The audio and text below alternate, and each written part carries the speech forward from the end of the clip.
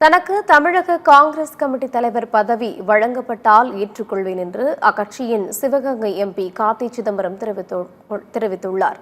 திருப்பூர் மாவட்டம் தாராபுரத்தில் உள்ள காங்கிரஸ் கட்சி அலுவலகத்தில் நிர்வாகிகளுடன் கார்த்தி சிதம்பரம் ஆலோசனை மேற்கொண்டார். இதைத் தொடர்ந்து செய்தியாளர்களை சந்தித்த அவர் திமுக கூட்டணியில் புதிய கட்சிகள் இணைய வாய்ப்பிருப்பதாகவும் தற்போது உள்ள கட்சிகள் கூட்டணியில் தொடர்வார்கள் என்றும் கூறினார். காங்கிரஸ் மாநில தலைவர் பதவி வழங்கப்பட்டால் ஏற்றுக்கொள்வேன், ஆனால் அதற்காக விண்ணப்பிக்கும் எண்ணம் இல்லை என்று குறிப்பிட்டார். பெஹல்காம் தாக்குதல், ஆபரேஷன் சிந்தூர் மற்றும் அடுத்து மேற்கொள்ள வேண்டிய நடவடிக்கைகள் குறித்து நாடாளுமன்றத்தை கூட்டி பிரதமரும் ராணுவ அமைச்சரும் விளக்கமளிக்க வேண்டும் என்று கார்த்தி சிதம்பரம் தெரிவித்தார். விருப்பமோ என்னுடைய ஆர்வ குறைவோ நீங்க விருப்பத்தில் குறைவோ ஆர்வ குறைவோ நினைக்க வேண்டாம்.